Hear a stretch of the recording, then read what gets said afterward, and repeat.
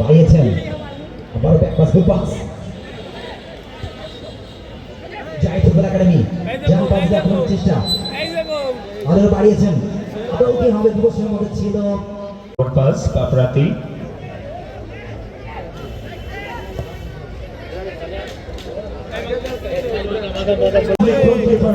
ক্রীড়ামন্ত্রী আমিনুল ইসলাম আর মাদকমুক্ত সমাজ গঠনে মাদকমুক্ত সমাজ বিনির্মাণে এ ধরনের টুর্নামেন্ট সত্যি এই তরুণ জয় ফুটবল একাডেমির খেলোয়াড় জার্সি নাম্বার 5 ফরজান গোল শেয়ার গোল আরো একবার বাপ্রান্ত থেকে তুলে দিচ্ছে জীবনের সম্ভাবনা দুর্দান্ত শট আঘাত দেবে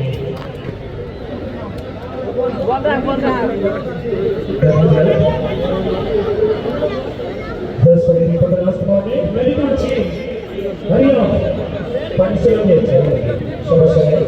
মেডিকেল চিফ কর্তৃক বলতে পারে সেবা শুশ্রূষা চলছে বলতে পারে আমরা কিছু জোর অবস্থা করতে পারে we come back to this game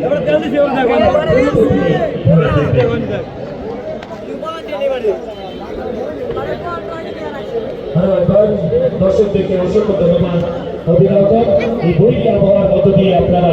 টুর্নামেন্টের চতুর্থ ম্যাচ উপভোগ করতে এসেছেন ধন্যবাদ অভিনন্দন অগণিত দর্শক হাজার হাজার দর্শক আজকের এই বল আরো একবার খালিয়ার মাঠে দর্শকরা প্রমাণ করে দিয়েছেন এবং আজকের এই খেলাটি সরাসরি সুপ্রিয় দর্শক শ্রোতা মণ্ডলী লাইভ ব্রডকাস্ট হচ্ছে দক্ষিণবঙ্গ নিউজ থেকে টঙ্গিপাড়া নিউজ থেকে এবং ফুটবল এরিয়া থেকে খেলা সরাসরি লাইভ ব্রডকাস্ট হচ্ছে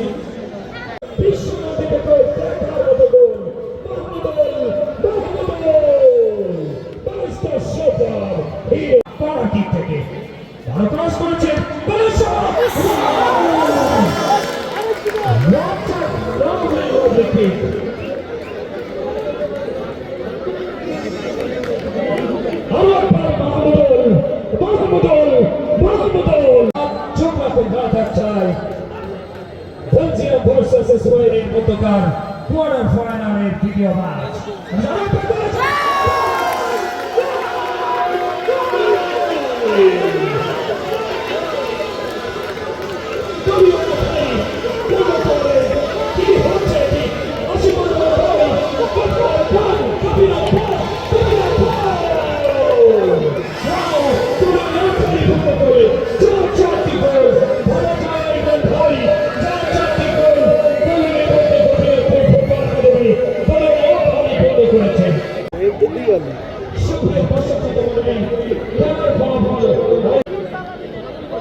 অনেক সুন্দর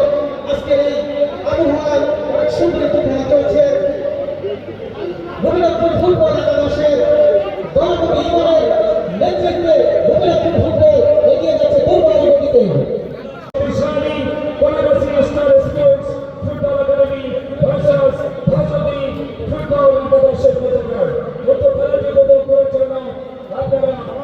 সকলে আমন্ত্রিত 2026 শুক্রবার এবং আগামী শুক্রবার মনে রাখবেন 27 জুলাই এই টুর্নামেন্টে হাই ভোল্টেজ ম্যাচ অনুষ্ঠিত হবে প্রথম সেমিফাইনাল ম্যাচ এই প্রথম সেমিফাইনাল ম্যাচে যে দুটি দল অংশগ্রহণ করবেন একদিকে শক্তিশালী Dalagachhi star sports football academy versus ভাজন্তি ফুটবল একাদশ উক্ত সেমিফাইনাল খেলাটি দেখার জন্য আপনারা সকলে আমন্ত্রিত